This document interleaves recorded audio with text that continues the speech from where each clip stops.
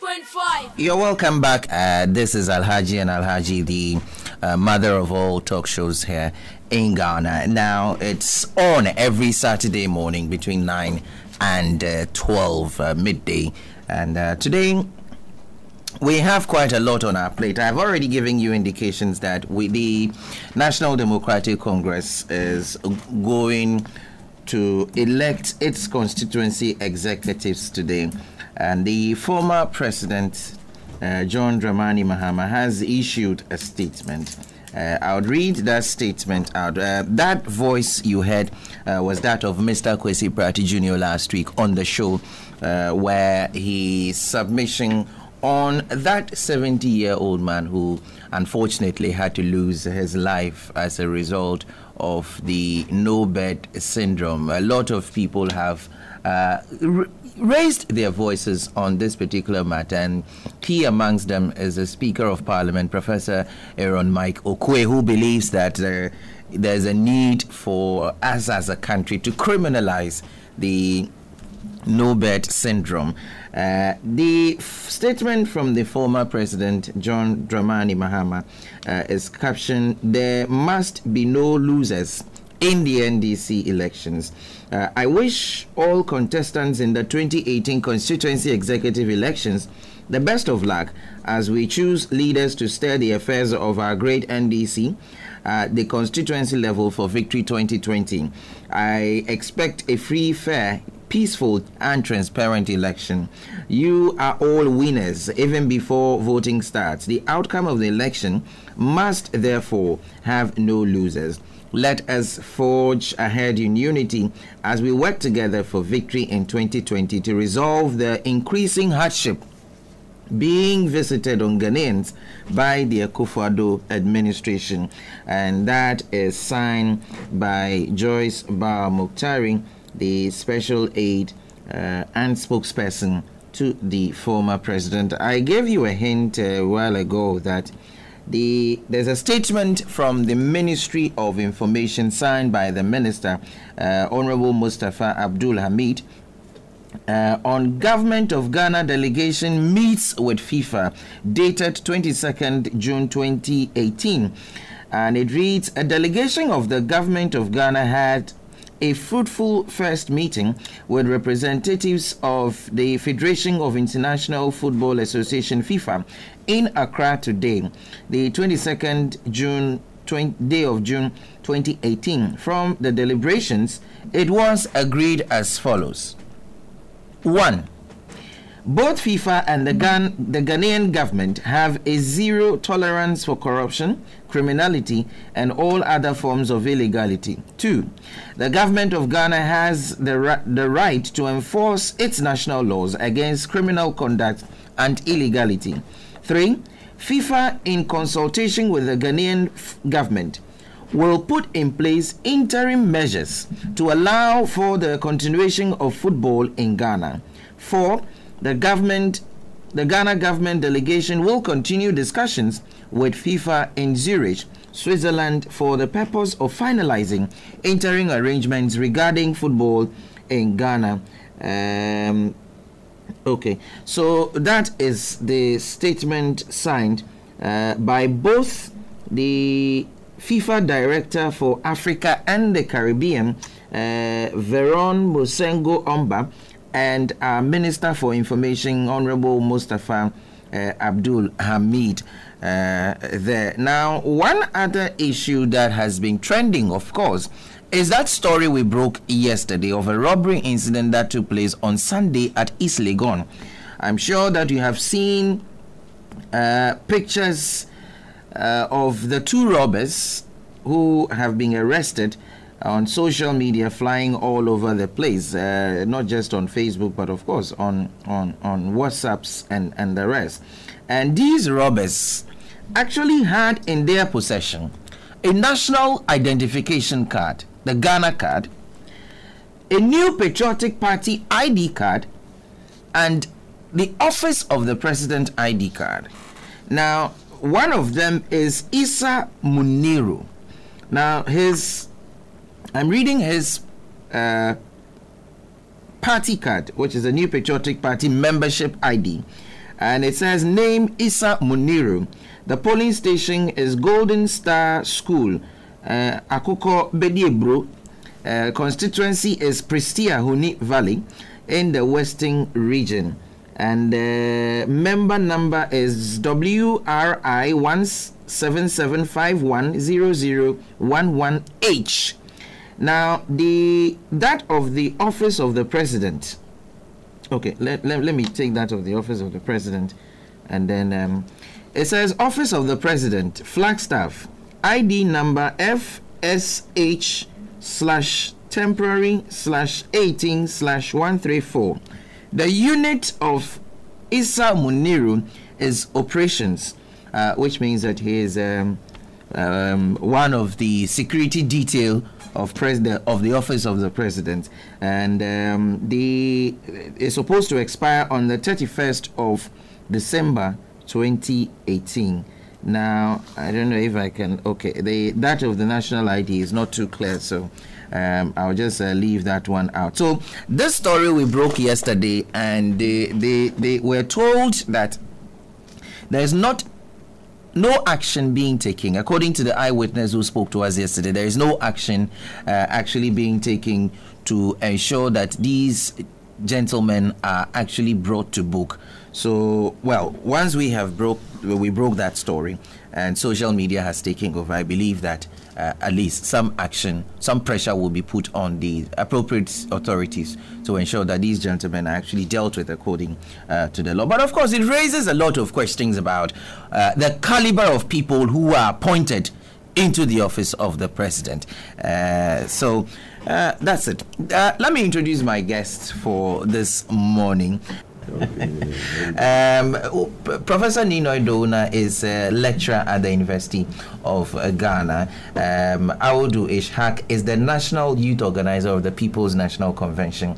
They are my guest for this morning. Kwame Naishen will be joining me, and then we'll look at the NDC's constituency elections, which is actually going on as I speak to you, and matters are rising. Now, the topics we're looking at this morning is the attitude of Ghanaians towards waste management and disposal, and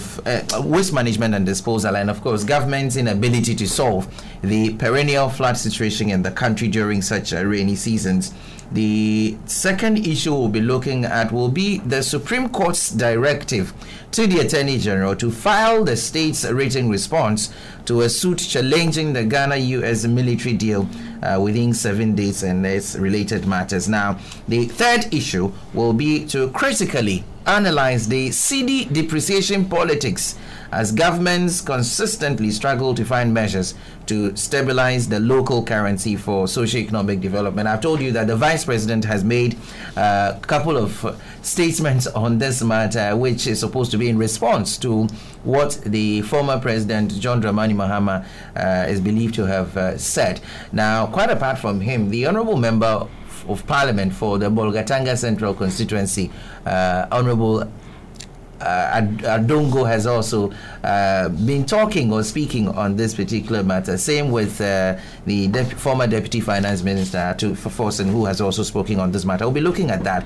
Now, the fourth issue will be to look at the confessions of Sexy Dondong in the murder case of the late J.B. Dankwa, that to the effect that some elements within the New Patriotic Party actually contracted him to commit that murder.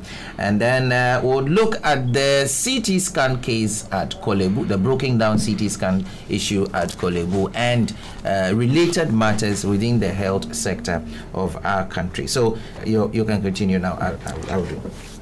Thank you. I think that if you were to do an overview of the sanitation and waste management situation in Ghana, you get to understand that it's nothing to write home about. And a few statistics available goes to confirm that fact. For instance, we are aware that 3 or so out of every 5 Ghanaians ease themselves either in the bush, on our beaches, or into water bodies. And that tells you that it's not anything that we should be proud about as a people. Now, if you look at the situation that confronts us in terms of sanitation, there is so much that desires to be done. And for me, apart from the issue of attitude on the part of the citizenry, where we are responsible for the indiscriminate disposal of the so-called waste, and we are the same people who unfortunately ease ourselves at places that we are not supposed to ease ourselves. We also need to look at the availability or unavailability of the requisite sanitary facilities, such as dump sites, such as toilet facilities, such as waste management bins, that would ensure that people conveniently dispose of waste. And you would agree that all of these things that I have mentioned are not things that are readily available. If you were to do a study on how many toilets we need as a people and how many of them are available, if we were to do an assessment of the waste management situation, whether we have the requisite quantity of bins and whether they are being put into the right use, you get to understand that there's a shortfall somewhere. And this goes somehow to compel some other people who hitherto wouldn't have been involved in indiscriminate disposal of waste to engage in it. And so what it means is that there are a lot of things that the stakeholders concerned ought to do. Fortunately for us now, we have a ministry solely responsible for sanitation, and it is not for nothing that you would have a whole ministry of that nature. Its sole responsibility is to ensure that we bring our sanitation situation up to speed as a country. Unfortunately for me, I think that not much has been done by the Ministry of Sanitation, because if you go around Accra as we talk now, you're going to see a lot of sorry sites where there's waste spilled over everywhere within our streets, in our homes, in our workplaces, and all of that. Yet we have a ministry responsible for sanitation. And if you were to contact the ministry, I'm sure that you would hear them give excuses. And some of those excuses are not far-fetched. These are ministries that are created but are constrained in terms of the requisite resources, financial and logistical, to be able to carry out the mandate for which that particular ministry has been created. Unfortunately, the ministry have not been given the requisite resources. We are dependent on donor support to a very large extent to fund the ministry. If you look at the budgetary allocation that was given to the ministry, about 80%, about 70 to 80% of it is supposed to be donor funded. And we are aware that these donor funds are not reliable, and we cannot, as it were, rely on donor funding to be able to solve this issue that we are grappling with. I think the central government must be able to stand on its feet and make a commitment and do some amount of prioritization as far as this particular issue is concerned. And I think that we are not seeing that anytime soon. That notwithstanding, it's important for us to start looking at some other innovative ways of ensuring that we are able to do away with the so many things that account for the poor sanitation situation that we find ourselves in as a country. I think that the year-on-year rhetoric by governments upon government to deal with this issue of cleaning Accra, most especially, and Ghana for that matter, has not yielded the right results. And we need to start looking at doing things differently. After all, it's often said that you can't continue to do things the same way and expect to get different results. Once you continue to do things the same way, you will always get the same results. So if we have relied on donor funding or donor support all this while to be able to deal with our sanitation situation and it is not improving, it behoves on us as a people to start looking at other means of dealing with the situation, and that means we ought to be moving away from over-relying on some other people having to come and fund a very important issue like the sanitation that we're talking about. And for me, I think that we might caution the citizenry to start also doing things differently and ensuring that we take it upon ourselves as a responsibility to keep our surroundings clean first and foremost. But if I am willing as a citizen to clean my surroundings, I clean the surroundings quite well. After that, what else? Well, when you gather refuse or garbage, it's important for you to get somewhere to put it so that it can be taken care of appropriately. Unfortunately, if you go into our homes, most of our homes do not have these waste management bins. It's only people of a certain class who are able to afford them. What are we doing to make them affordable for everybody, at least to be able to meet that standard? Is it the case that we're not actually putting in place the right measures? Because I believe that once you have, for the first time, a ministry set aside to handle sanitation, and yet we were experiencing the worst filth in the history of our country. We have a ministry set up for sanitation, and yet everywhere you go, there is filth. There is flood. I mean, is it the case that we are not getting something right? Of course, we have not gotten anything right, in my opinion, as far as this issue of sanitation is concerned. If we're talking about not getting something right, it could be an understatement. I want to be emphatic that we have gotten nothing right as far as dealing with this issue of sanitation is concerned. Because if you set up a whole ministry to be responsible for sanitation, and you turn around to only meet about 20% of the budgetary needs of that ministry, and you leave about 80% of it to be catered for by donor support, what does it tell you? It means that we have not given any priority to that issue of sanitation, the reason for which you have set up that particular ministry. So I think that we have not done anything right. And that is the reason for which, like you said, we are seeing more filth today than we had ever seen, even when we did not have a ministry responsible solely for sanitation. You understand? We had to set up a particular day for cleanup exercises, the first Saturday of every month. I don't know what has become of that particular initiative. There was a relaunch of that.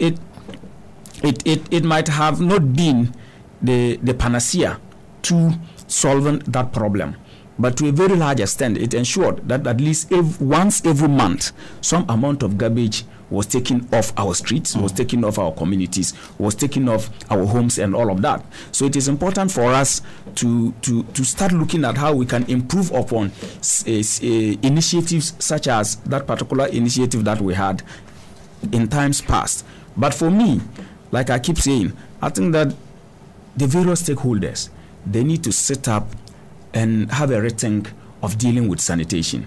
We need to start looking at how we prioritize sanitation by not just setting up a ministry to be responsible for sanitation with nothing being done by that particular ministry. And for me, if we continue, like I said, to approach the issue of sanitation like we have always approached it, I'm not sure that we are going to get any different results. You understand? And so it's important for the government agencies responsible for sanitation, like the Community Water and Sanitation Agency, which I believe is under the Ministry of Water and Sanitation now. the various health facilities. In times past, what happened? We had town councils where people went around and ensured that recalcitrant citizens were compelled to clean their surroundings and all of that. Those things are no more happening. You understand? The people from the hygiene schools, they were responsible for some of these things. What has become of all of those things that we had in the past? That today we are living in more fault than we had ever done, and it doesn't speak well of us as a people. And it must not take us to come and sit here and talk about what people should do as far as sanitation is concerned. Every single one of us must appreciate the essence of having good sanitation. It is the reason for which we have cholera outbreaks and all of that. When we have cholera outbreaks, we spend so much money providing health for these people or providing cure for these people who suffer from cholera. And it's disgraceful that we are all aware of what causes cholera. Simply, it's as a matter of eating feces, excuse my language, you understand? And so the feces that we go to, as it were, dump somewhere, is the same feces that finds its way back into our food and into our tummies, and then we fall sick of cholera. Is it not sickening? Is it not disheartening? And I think that we need to preach for people to understand that beyond what the centralized agencies ought to do, as a people and as individuals, we too have a responsibility to take care of ourselves, to take care of our surroundings, and we must be able to look for innovative ways of dealing with our own waste to the extent that it will not come back and haunt us. Yes, the facilities we need to have a proper sanitation environment are not available, but we cannot just throw out our hands in despair and sit aloof and not do anything. The fact that these things are not available does not mean that we should just capitalize on that and continue to do the kind of indiscriminate things that we do. We have a responsibility as individuals, we have a responsibility as citizens to try as much as possible to do things in such a manner that will not compound the poor sanitation situation that we have. Thank you very much, Ishaq. Awudu is the National Youth Organizer of the People's National Convention. Now, Kwamina, you and I this week looked at this issue of the perennial flooding we have, the insanitary conditions that we have, and the fact that we have a sanitation ministry, and the fact that we're spending taxpayers' money on sanitation and yet we're not seeing anything, and yet and the fact that we have a national sanitation campaign which was relaunched, all of these, and yet we still have flood in the system. Thank you very much, Peter, for the opportunity to discuss this issue this morning on Alhaji and Alhaji. I think, like you said rightly, this matter has been discussed thoroughly throughout the entire week, and our focus has been on the health sector. But I think that most of the times when we talk about flooding in this country, the ministries that easily come to mind in this our present time becomes that of the Ministry for Sanitation, maybe Works and Housing, maybe some other ministries. But this is a very broad issue we are looking at, Koku. It's a huge issue in the sense that those ministries we limit ourselves to are not the ministries we should be focusing our attention on broadly. It is a whole huge matter which encompasses different ministries. And I'll explain. The flooding situation involves the health ministry. The flooding situation involves the sanitation ministry, as you rightly said. It involves the tourism ministry. It involves the Ministry for Environment and Science. It involves the Ministry of Education. It involves NATMO.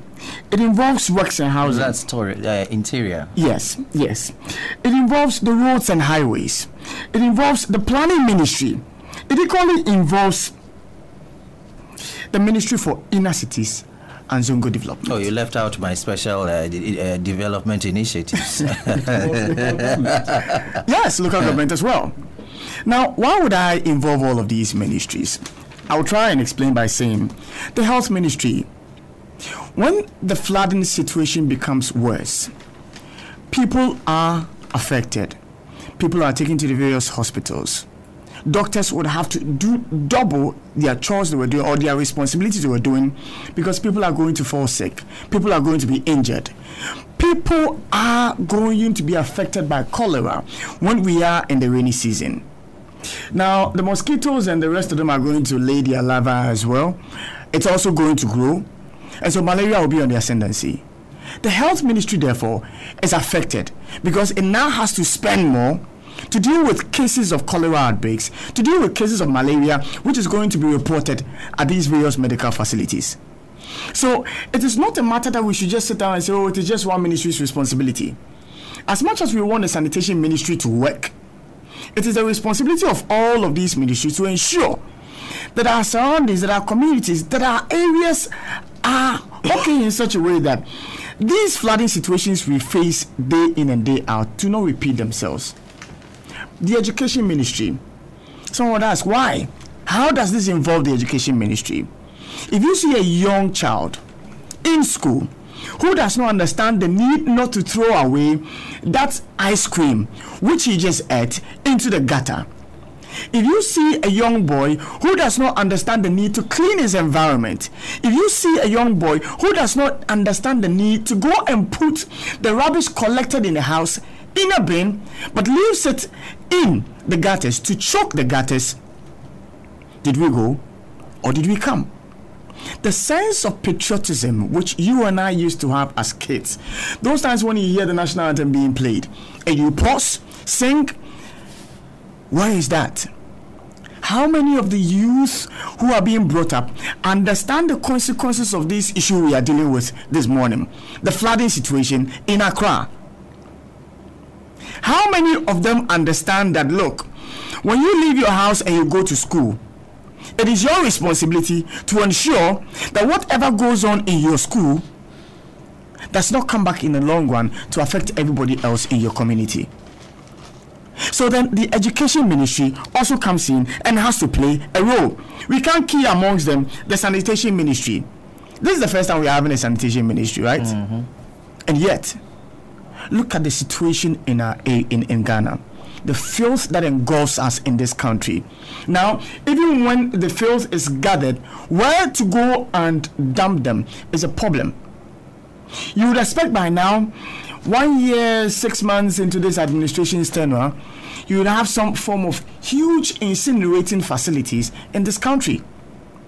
I know of countries where waste is generated into power, energy, for use in that country. And yet in Ghana, filth engulfs us. Why would we have all of these things in our country? Why do we leave these things and then in the long run come back to cry foul? The tourism industry. Which tourist would want to come into this country knowing very well that during the rainy season, Accra, the capital of this country, gets flooded and therefore he's not going to be secure? How many tourists would want to come into this country around this time? And if you do a check, you would realize that around this time, the rate at which people come into this country from history declines. But we know the amount of money we gather as a people, as a nation, from tourism. And yet, we do not see the need to ensure that our environment is clean. We do not see the need to re-engineer Accra and all other regional capitals to ensure we do not have these flooding situations in the country. And it repeats itself, repeats itself, repeats itself. And yet every day you hear ministers are traveling out of the country to go and look for foreign investors. To come and do what? To come and find the situation? To die? No. It's unacceptable.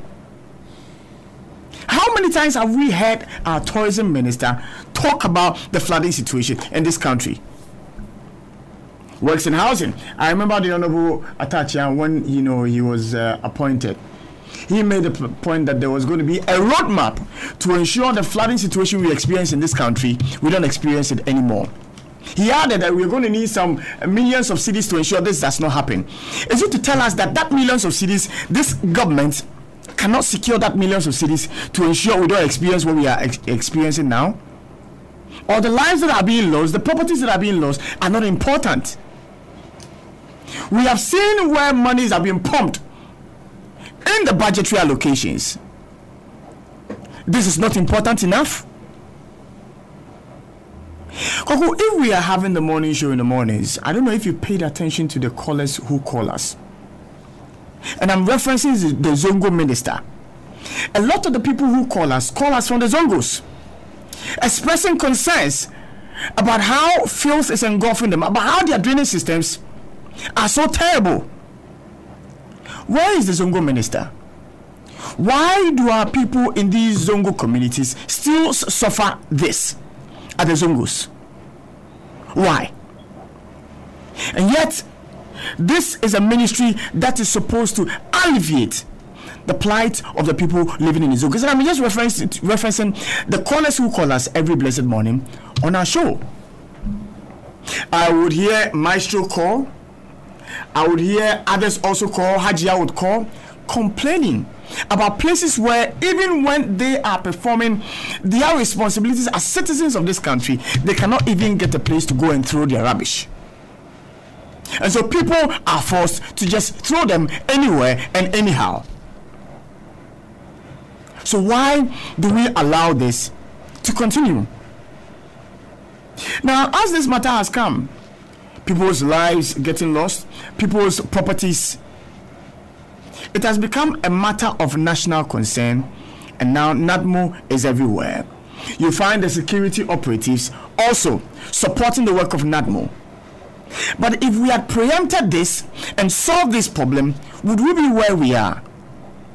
The AMA told us they had spent some 1.5 million to ensure we don't experience what we are experiencing. Why are we experiencing this after that 1.5 million had been spent? And I heard the AMA, I read it somewhere, that it says, oh, the flooding is happening around Adabraka also, and that it's not the whole of Greater Accra.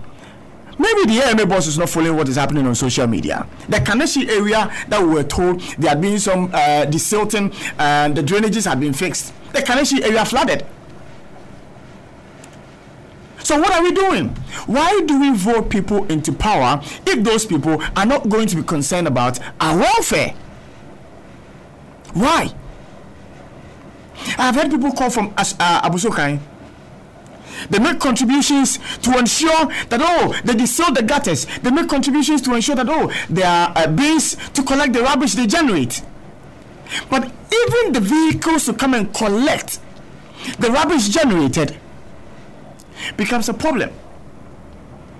Because there's a fight between the ministry and a company that is responsible for this, and so the people suffer. Why do we vote for people to lead us in this country?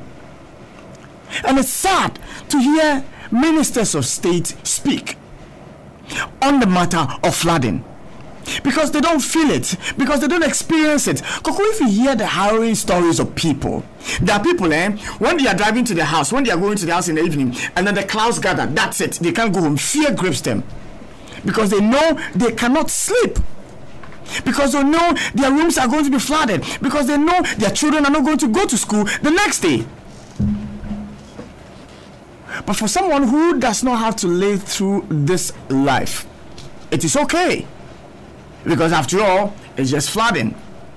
The rains will stop, the water will recede, and we will stop talking about flooding. Why have we allowed ourselves to have such a degenerate society when people are at the helm of affairs of this country? But as much as we look up to all of these ministers and government appointees and blah, blah, blah, blah, you and I also have a responsibility. The responsibility to ensure that we do not litter our environment. The responsibility to ensure that we do not dump our rubbish anywhere and anyhow. The excuse many would give is this: even when we collect the garbage and then we put it in front of our houses, the garbage collecting companies do not even come for them. And so we are forced to go and throw them somewhere. In the long run, it will come back to you. What stops you from digging a place and burning your rubbish there? And it happens in our villages. They collect their rubbish, they open pits, they gather them, they burn them, and they live healthy lives. And those of us who are in the cities, we, the educated ones, cannot do this. You'll be surprised you'll be driving in town, a Land Cruiser, air conditioning on. The person finishes with some ice cream, finishes some Coca-Cola, finishes something, just throws it out there. Who do you expect to come and pick that from the ground for you? And yet, all these collect and causes the mayhem we see today. And we are looking at people to come and resolve the issue for us. I don't know, Koko, if you have listened to our farmers speak of late, especially the fisher folks. They say they'll go to sea, cast their nets, and all they will catch will be plastic bins, plastic bottles. That is the catch they get when they go to sea. The filth that has engulfed us as a nation. It is our corporate responsibility, as much as we look up to the government, to ensure that we live in a clean environment. We also have a role to play. But to end my submission this morning, I just would want to say a word or two to His Excellency the President. He told us we were going to be the cleanest in the world, the cleanest in Africa. We were going to be the country that people will look up to. Is this the Ghana he told the world will be looking up to? Is this the Ghana he told the world, Africa for that matter, that they will be looking up to when it comes to cleanliness, and that this was going to be the cleanest city in Africa and the world? Is this it? Where lies the priority of this government? And it's surprising that these things would happen, and you would expect a human face, especially for those who have suffered the floods. And you see ministers of state in helicopters, having aerial view of the situation. These are the same ministers of state who will come to us in election years to come and pound fufu, sit and eat our small abenkwine with us. And yet, in a situation where we need them to show some love towards us, they sit in helicopters, watching us from above, go through our pain. And they won't descend and wear Wellington boots and feel what we feel, so they will deal with the problem. That is why we are where we are. The minister doesn't know what you go through. The appointee doesn't care what you go through, because when it happens, he will be in a helicopter, he will be in a V8, and he will cross.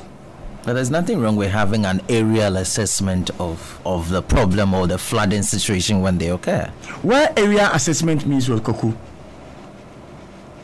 Where area assessment means what? We have seen others who would walk through the mud, who would walk through the water to go to the aid of people. What is leadership? If you cannot be with your people in times of pain, if you cannot be with your people in times of distress, so how many people, unless of course the media had reported it, how would we have known there were people even in the air looking at us? How would you have known if the media had not reported it? So how would somebody who is in pain, who is in distress, even know that my president, that my minister for sanitation is up there looking at me, concerned about my welfare? How would you know? You would only know when you see your minister for sanitation in his Wellington boot coming to your home and saying, my brother, my sister, what you're going through, the government will come through for you. Is that not what we're trying to avoid as a country? Is that not the what has become the situation already pertains? The situation is already here with us. If it has come to meet us, we have had a year plus to ensure we don't go through what we are going through. If it has come to meet us, the resolution of the matter as it is present is what we should be looking at, Koku. Not what we should have done, not what we ought to have done. By the way, you and I as media, we had a responsibility. How many media houses started drawing the attention of the government to the need to ensure that the flooding situation we've been experiencing over the years does not repeat itself? How many of us have been putting the government on its toes to ensure we don't experience what we're experiencing today? That's why I say it's a corporate responsibility, And we all need to ensure what is happening now does not repeat itself again. Look at that medical doctor. This is somebody who takes care of people. Today she's gone. There is a vacuum. Who is going to fill that vacuum? When medical doctors are not being employed, when health professionals are not being employed, who is going to fill that vacuum? Is it okay that we lost this life? Is it okay that others have also lost their lives? Is it okay that people's properties have just gone down the drain? No, it's not. But let me say to the government and the appointees, let your humanity be seen in these moments of distress by your constituents. Thank you, Mr. Peter Banfo. Thank you very much, Kwamena, for that brilliant submission, I will call it. Let me come to you, Professor Nino Dona. Now, Prof, you recall that somewhere last 2 years, there was an exercise to desilt our major drains, and it became known as the daily desilting of our drains. Now, that contract was abrogated. And so, for the first time since the June 3rd flooding, we're having to witness another flooding which has claimed the lives of some 7 citizens of this country. What is it that we're not getting right as a country when it comes to sanitation? Thank you very much. And then perhaps we need to apologize to our cherished listeners. Some say even if they have funerals, they have to wait because they would at least go and meet the procession to the cemetery. Yes. Because of Alhaji and Alhaji. One guy told me he was traveling to Pandu one morning for a funeral, and then when he went past Sikuma before branching off through Peve, the signal went off, so he drove back and waited, and he said, "Oh, come on, by the time I get to Pandu, at least they will be ready taking the casket to the cemetery, and they will see me." There were many people who attend the funeral service will not go to the cemetery. You know, the question, Peter, you posed just featured into some hard facts, and you said, what are we not getting right? You know, in this studio, when Suhini used to anchor the program, and the High Commissioner Sampiale was sitting here, I often give a maxim, and I say, nature is ordered, isn't it? Creation history. Yes. And if you look at the cycle, and you look at the fact that, at least, Peter, you might have met your grandfather, or your grandfather is alive. Your grandfather, and like all of us, Sean, were not plucked from the tree or excavated. They went through the same process of being brought forth by human beings. And if you think back over the last 200-300 years, you came from ancestry, a tree that is so. What we have about the way some women are pregnant now and they will give birth in some few months' time, or even today or another time, is the same cycle. And that is nature. We as human beings seated, medical experts will tell you, you look at our anatomy and the physiological processes, we have different shapes, but the same physiological processes are going through you. I'm talking, you are listening, I'm coordinating, Sean is browsing, and all those happening are order. And so I say that disorder is not part of order. You understand? And so I often come out with this catchphrase that if disorder tries to disorder order to disorder, order will order disorder to order. Again, I didn't get that one. I'm saying that disorder, which is not a normal way of nature, right? If it tries to bring order, which is a normal way of nature, to disorder, which is not normal, what is normal, that is order, will order disorder to order. To order. You understand? Rain, we are in this world universe, and rainfall, at least Noah's Ark, isn't it? Yes. Rain has been with us. Just as we go through the dry season, as we're talking now, the rains will start picking up in the northern sector. There are some countries in the southern hemisphere which are now going through winter. Others are in summer, like the Russia, where the World Cup is taking place. Come December, the cycle changes. So we are in the rainy season, and we know, despite climate change or the changes in our climatic patterns, that the rainfall period for where we are in this world is now. And when God created the world, he created highlands and created depressions. He confined where we have our sea. He confined areas, drainage channels and catchment areas, delta where water flows in. So Accra or Ghana was part of what God created on day one, heaven and earth. So if we cannot come to terms with what nature has in place, and for us to plan, all that you said, wonderful, I've noted them all. And so what is happening, it is due to inaction or failure. When colonial people even were here and were under colonial domination, at least there was order in our governance and the way of development. And that is why we have city engineers at Lighthouse, and you dare not put up anything, any building without getting the building plan cleared. And even what we call land use planning. And I've said that if you take the coastal areas that have evolved because of our settlement and migration, if you look at present day Accra, when the ridge and cantonments and other places became full, we went into Tesano. And you understand, Ghana, Tesano means like the on top of the stone mat. And if you go to Tesano and Jowulualajo, big valley in Ghana, were left off. And even during a champion's time, when East Legon and Jowulu and Agbelempe were developed, go to Agbelempe and see the width of the streets, the zoning, the drainage. They say floods. Choco is just here. Is Choco flooded? Is Choco flooded? If you want to talk of low-lying nature of Accra, Choco, is Choco flooded? And all the problems we've been having.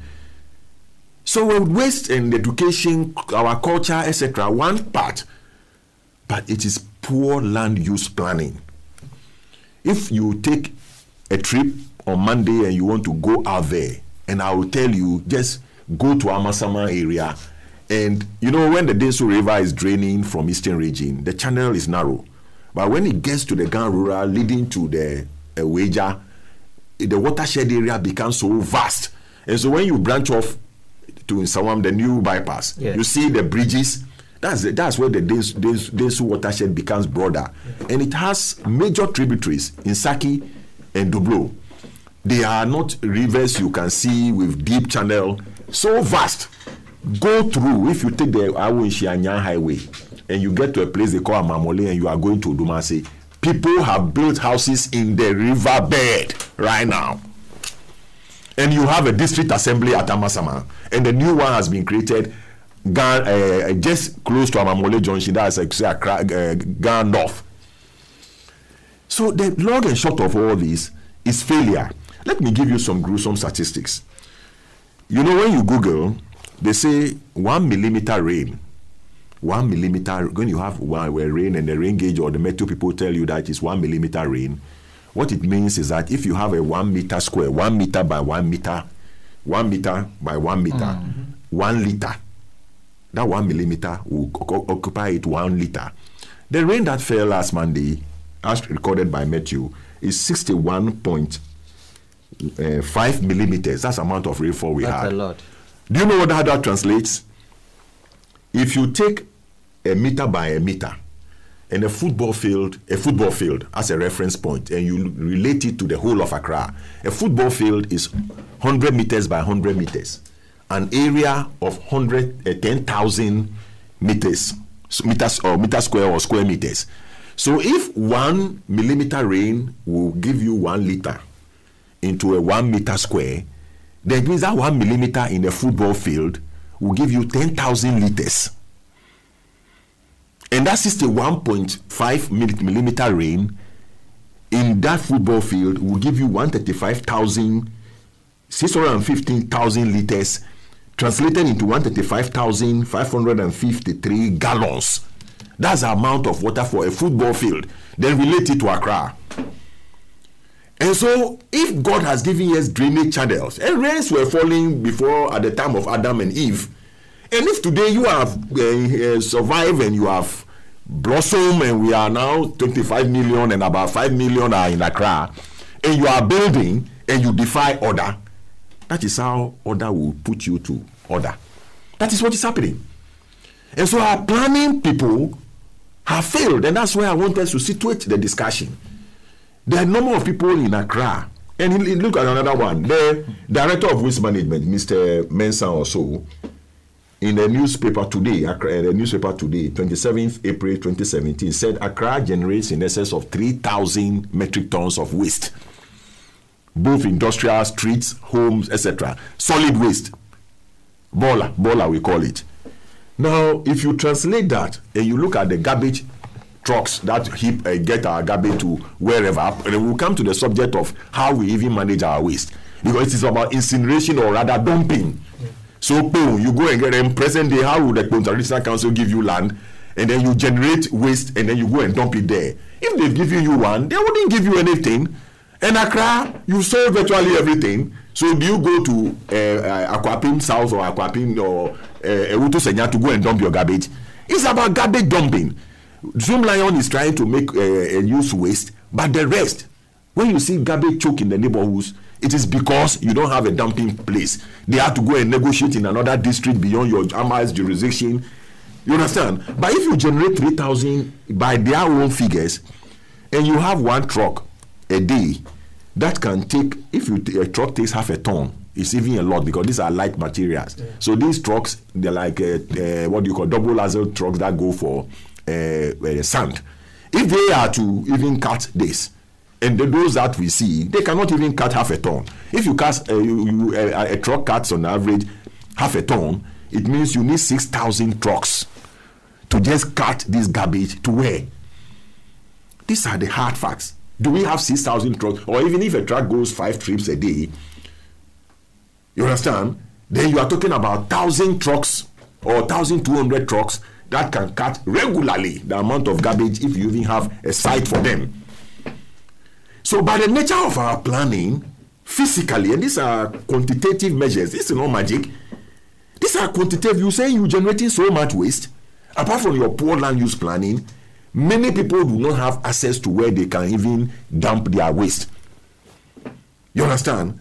And when we live in our neighborhoods, we just keep the waste. It may smell, we tie it in rubber bands, and then these private waste disposers will just come once in a week. Where they take the garbage, we don't know. These are the gruesome statistics that we have. And it is failure on our authorities, by our authorities. Failure complete. And you see the reason, when we come to CD, I have a lot on my chest I will pour out, and these are hard facts. At the assemblies, you are using resources to create assemblies and set up bureaucracy and establishment. Perhaps you create jobs for our own brothers and sisters, but that is what you are doing. And we don't want AMA cannot even collect revenue. Elsewhere, it's been stated that AMA's total capacity or potential to generate revenue or generate resources is 4 times the bigger than the economy of Gambia. AMA. Just imagine the property on the size of AMA. If they are paying property rates and they are playing their role, sanitation, infrastructure development, etc., and people are willing or compelling to pay the little towards authority or maintenance of orderliness and cleanliness in Accra, AMA doesn't have to take a peswa off the common fund. But they cannot even cope. And all their resources and attention are centered on waste management. And even there, that is what we see. You see, so the matter of the incident will keep on recurring. If I tell people when they were constructing the Obechebilante Circle to Odoko Highway, and you cast your mind back before the road was constructed, when it was a single lane from Obechebilante Circle to Odoko, the drain on the right side in front of the market is bigger than this room in terms of dimension. Mm-hmm.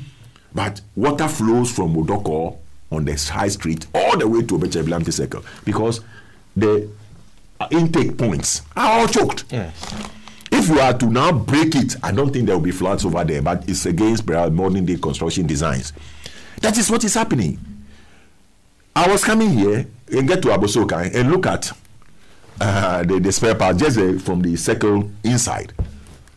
No drainage. The shops are open. People are just wading through flood or water pool. And on first Saturday, sanitation day, go to Okanshi and even Abosokai. When the workers, the traders themselves dig out and get off the debris from, it will be there the whole day. You see, so the crucial issue is lack of land use or urban planning measures or policy that we will implement to the letter. That is at the heart of it. And of course, all that you said, education valid, law enforcement is also at the heart of it. Because if you do everything right, you have and I believe the bylaws of the assemblies or the national bylaws of local government act, etc. You have all this in, but how do we enforce? And education, as you indicated, is absolutely right. It's nauseating. You find people sitting in trotro or even private cars on streets that at least you can say, oh, I'm on 37 to airport. At least look at how clean the area is. And somebody will just drink water or get some food and then just throw away. You see?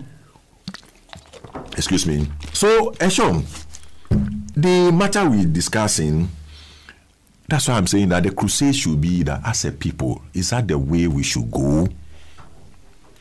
What are we doing to the younger generation? Can we sustain this country? The internal cohesion of this country, can we sustain it the way we are going?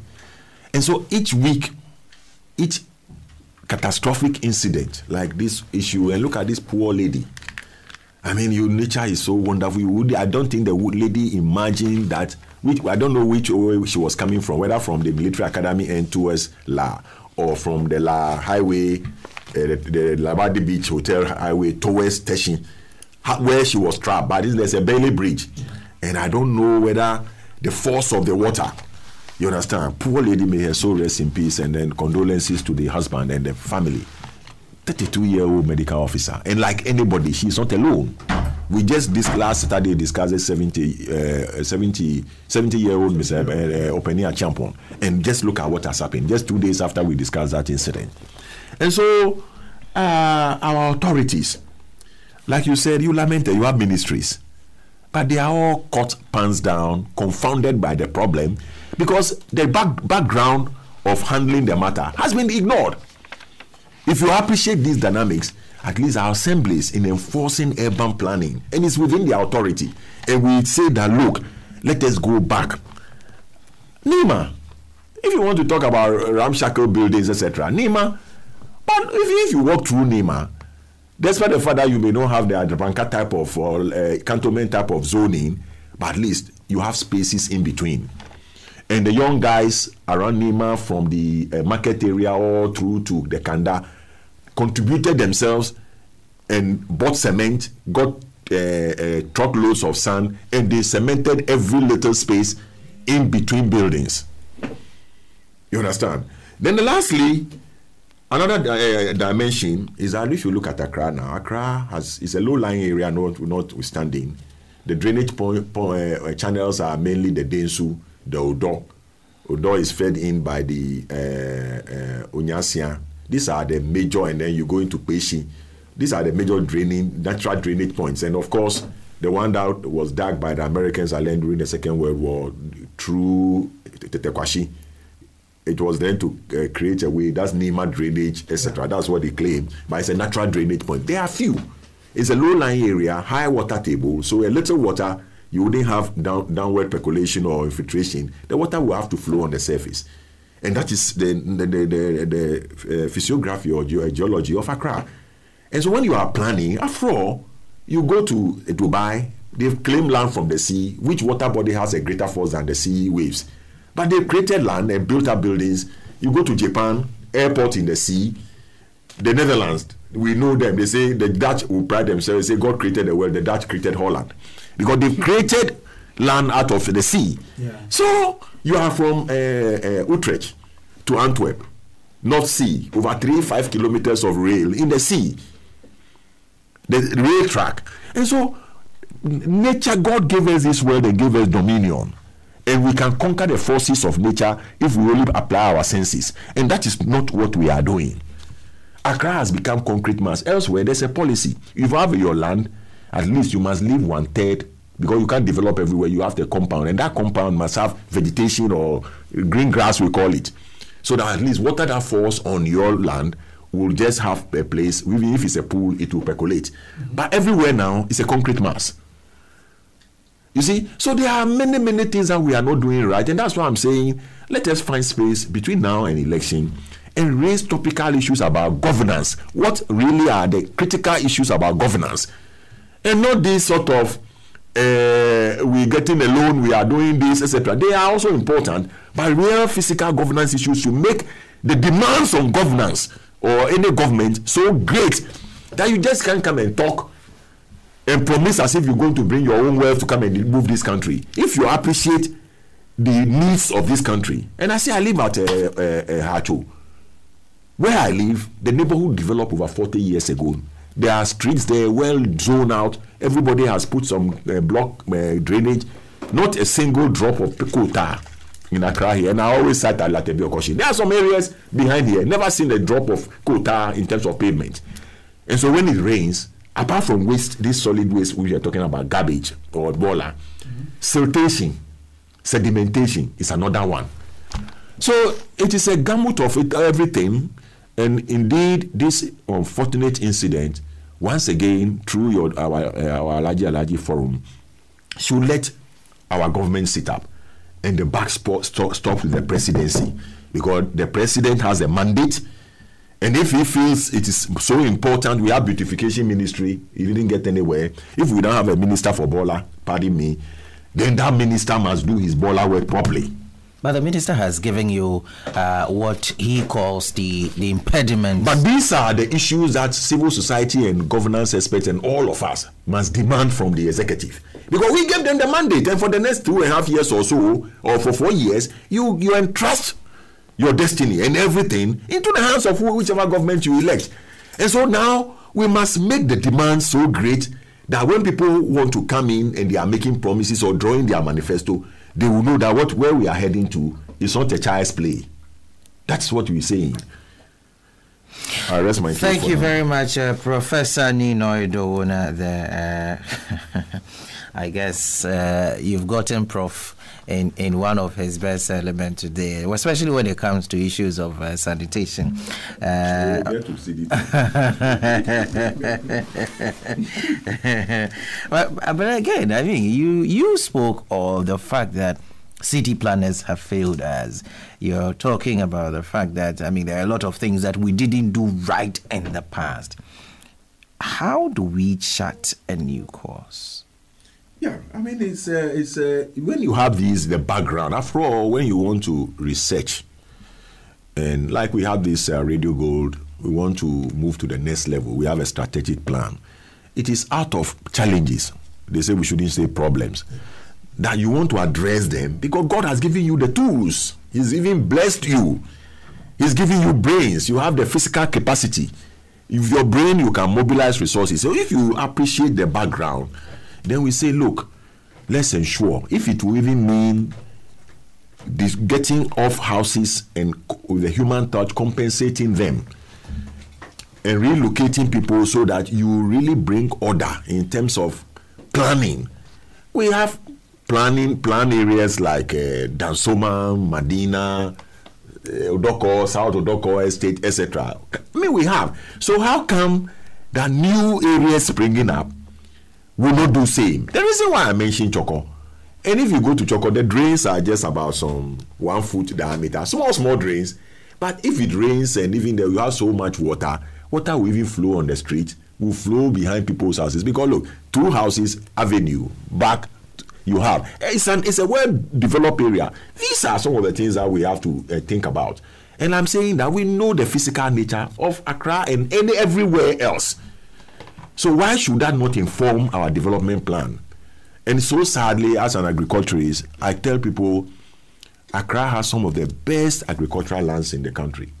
But because of lack of land use planning policy, everywhere has become a concrete mass. And we've lost those lands forever. Need we continue to areas outside and we say we are an agricultural country, these are the critical things that we need to consider. And they are serious matters. You understand? They are serious matters. What has happened is loss in revenue.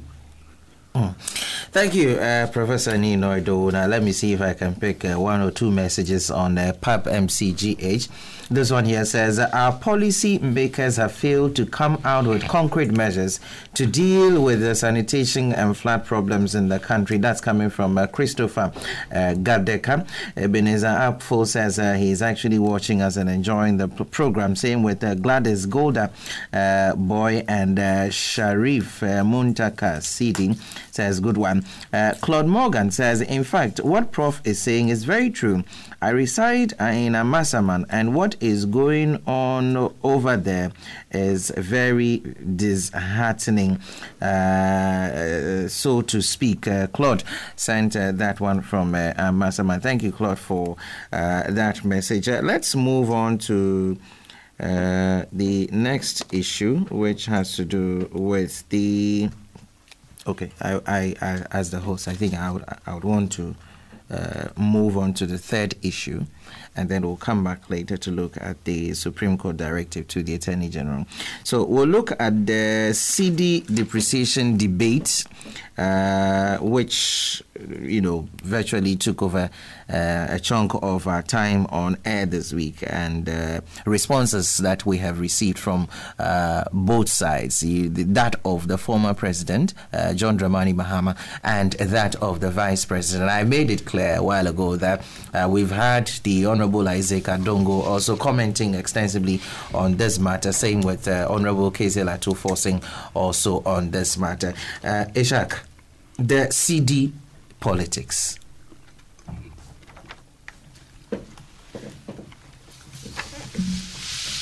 Thank you, Peter.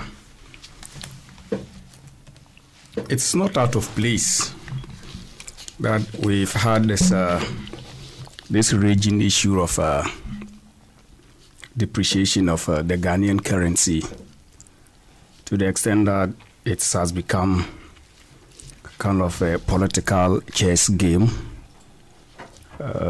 being played, especially between the two so-called bigger parties, the NDC, the NPP. And we have heard responses and rebuttals accordingly. Depreciation has been with us for quite a very long time. It's something we can't run away from. And someone may ask, what actually is even depreciation, if our listeners would care to know. And that is when one currency loses value in reference to some other currencies. And for that matter, when we talk about the depreciation of the Ghanaian cedi, it's mostly in connection with the value of our cedi in relation to some other major trading currencies, such as the pound sterling, the dollar, and all of that, the euro, and all of that. And when you need so much of our currency in order to exchange for so little of some other currency, it means that our currency has lost value in relation to that particular currency. And what it means is that it places a certain burden on our currency, and no one needs to be told that in that particular regard, you may have to spend so much of our currency when you are dealing with those other currencies. And so it's something that, in terms of economic management, managers of the economy try as much as possible to balance, so that at the end of the day, you may not have that phenomenon going on. Unfortunately, we have not been able to, as we all term it, to stabilize the cedi in such a manner that it can compete favorably with those other currencies that mostly we deal with as an economy. And these currencies, like I indicated earlier on, basically refers to the dollar from the US and all of that. Then you talk about the pound sterling and the euro. And these currencies belong to countries in which we do a lot of trading with. And once our currency loses value in relation to the currencies of these countries, what it means is that it creates some balance of trade problems for us as a people, because we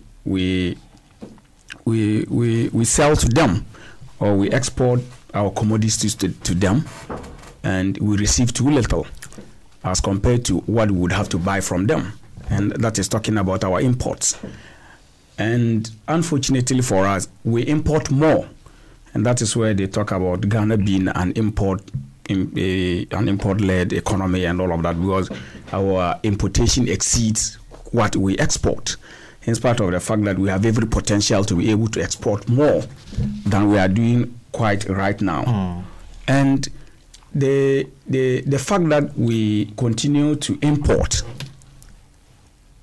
is part of the reason for which our currency continues to lose its value. And it has reached a point where it has now become quite a political issue that people, depending on where they stand or where they sit, people decide to do an assessment that would always favor their position.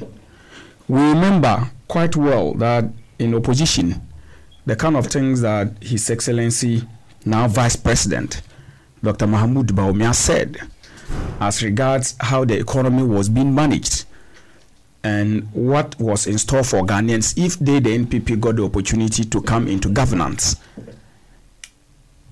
And today, that opportunity has been given to them, and we are not seeing any significant departure as far as the performance of the cedi against some other currencies is concerned, and to be particular, the depreciation of the cedi. Unfortunately, the Vice President, as an economist, has been able to use some technical terms, as it were, to be able to give some excuses or to defend the position in which the cedi finds itself today. But he's not the only economist that we have. And for that matter, some other statistics available and some other economic indicators available have been able to prove that indeed he is not telling us the whole truth as far as the performance of the cedi is concerned. And you and I, as citizens and as individuals, probably we get the opportunity to go to the forex bureaus or to go to the banks, and we go to, as it were, deal in foreign exchange, and we see how much we are giving when we are engaging in that foreign exchange. So we don't need anybody to come and tell us how strong the cedi is today as compared to how strong or weak it was some 2, 3, 4 years back. It's there for everyone to see. And so when the Vice President hastily responded to that particular harmless tweet by His Excellency the President regarding the depreciation or the performance of the cedi, I felt a bit embarrassed that the Vice President had to, as it were, respond that swiftly, but in a very disingenuous manner. Because I think that if you look at, like I indicated, all of the economic indicators that we have today, if you were to take a look at how inflation is performing now, if we were to take a look at the nature of exchange rates, if we were to take a look at interest rates, bank rates, and all of that, you don't need anybody to tell you that the Ghanaian cedi is performing poorly as compared to other currencies. And we had expected that His Excellency the Vice President was going to do something quite different or monumental as far as managing the economy and especially stabilizing the cedi is concerned, because that has always been his trump card in opposition. That the Vice President in opposition held series of lectures during which he outlined how the NPP, in giving the opportunity to come into governance, was going to manage the Ghanaian economy, and we're going to ensure that the cedi performed better. He just didn't stop at that. He also indicated how he was stripping naked the then government as far as their inability to manage the economy well was concerned. And he indicated that it was just as a result of poor management of the economy that we were where we were as a people. Other than that, all the resources were available and all got to do with leadership.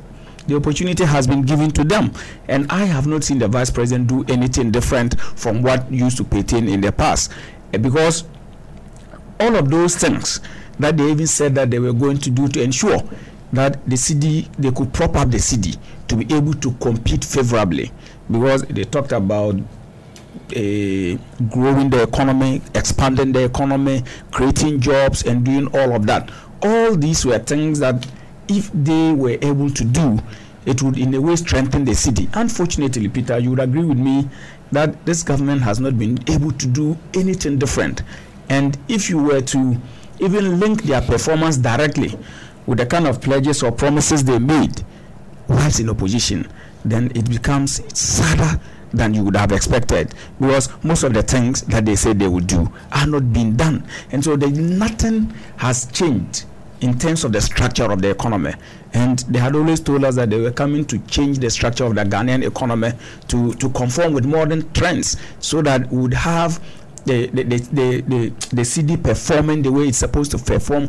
We'll have an economy that will be responsive to the needs of the people. I'm not sure. Was it fair on the part of the former president again to play back that perhaps comment that was made by Dr. Bawumia some time ago, to the effect that if the economic fundamentals are weak, the depreciation of the city will expose you? Why? There's nothing wrong with that particular, with the president, with the former president doing what he did. You understand? And you see, Bawumia has come into government and he's the vice president, whether we like it or not. He has been tasked to lead the economic management team. Remember, in opposition, we touted so much. When I say we, the Ghanaian people to some extent, we touted so much his economic credentials and his mastery of the economy. And so if he has gotten that opportunity, and 18 or so months down the line, he's not been able to bring that acumen to bear as far as managing the economy is concerned, it's only fair for him to be reminded that this is what he said in times past, and that particular magic wand that he probably carries, it's time for him to bring that magic wand to bear. And I don't see anything wrong with it, because once we have been told that those who are cutting the path usually do not know where it bends or where it gets crooked, and so it's important for those behind to, as it were, show it or let them know.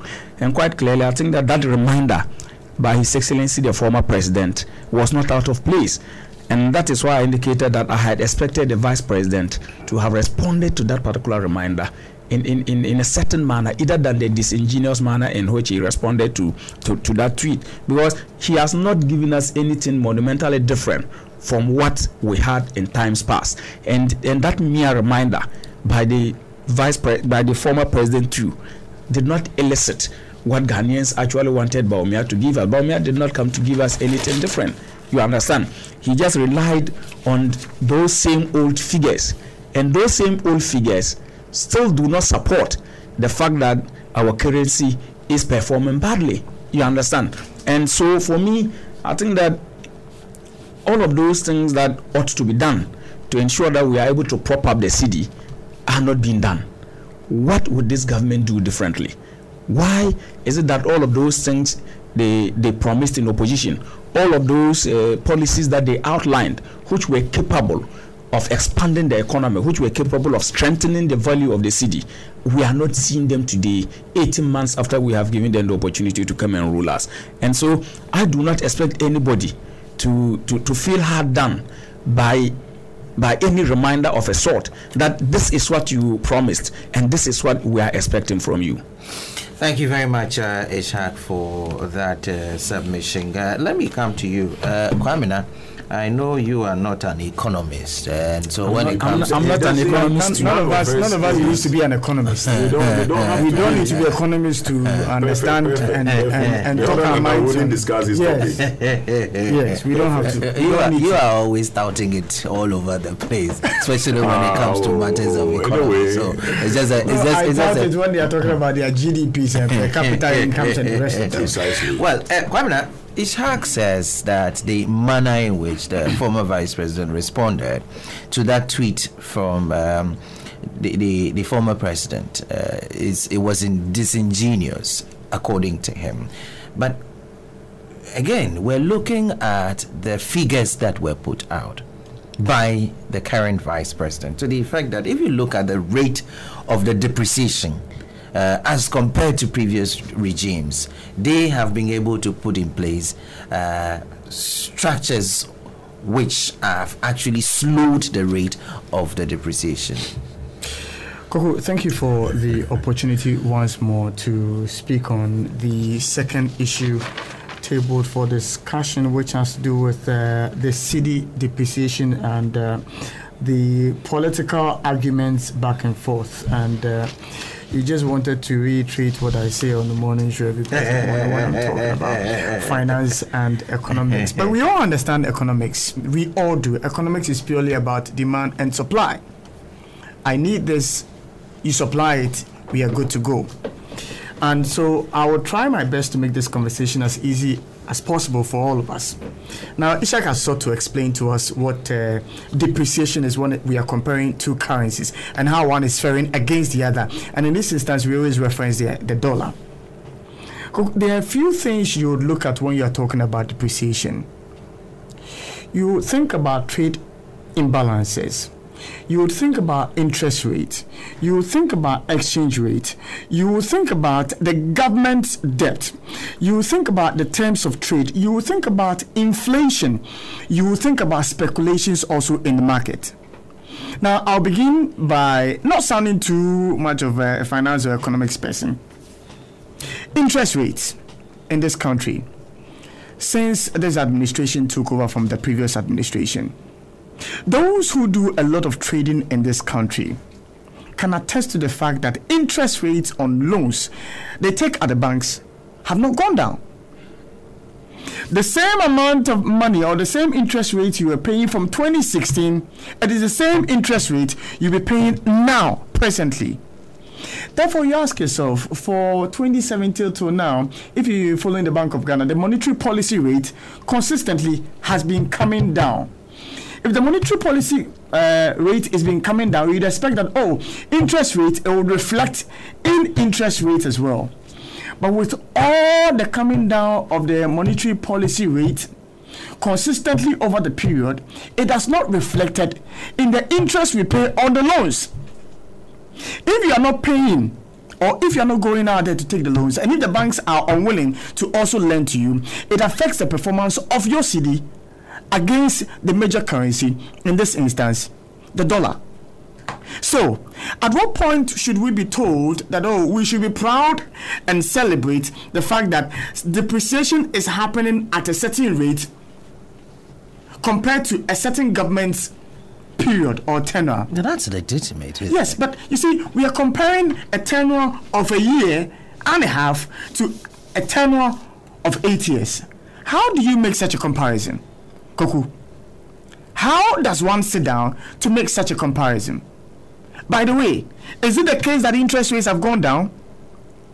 If interest rates have not gone down, it would automatically mean that there will be depreciation because our currency will not be faring well with other currencies, for that matter. Is inflation in this country going down? The prices of goods and services we go to buy in the market, have they come down?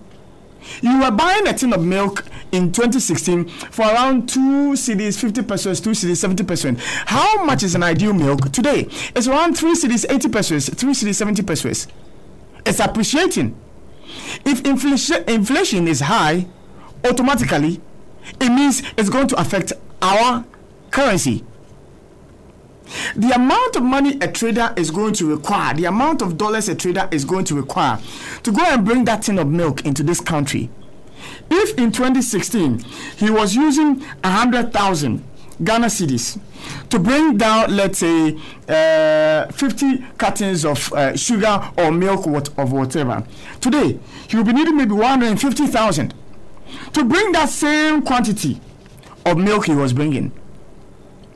So, to that businessman, if the money depreciates from 4.2 to 4.7, should he be singing praises? Should he be singing praises that he was spending 100,000 to bring, let's say, 3 cans of milk into this country? Now he's spending 150,000 Ghana cedis to bring the same quantity. Should he be singing songs of praise?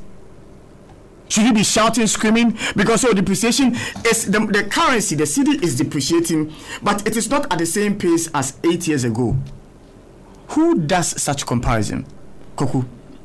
By the way, before I go to the other elements, if you are sitting there as the host, and I always sit at the back telling Mr. James Ajeni Mboating that Peter Bamfo's presentation style on Alhaji and Alhaji is no good, and that when I'm given the opportunity to sit at where Peter is sitting, I'm going to do better than what Peter was doing.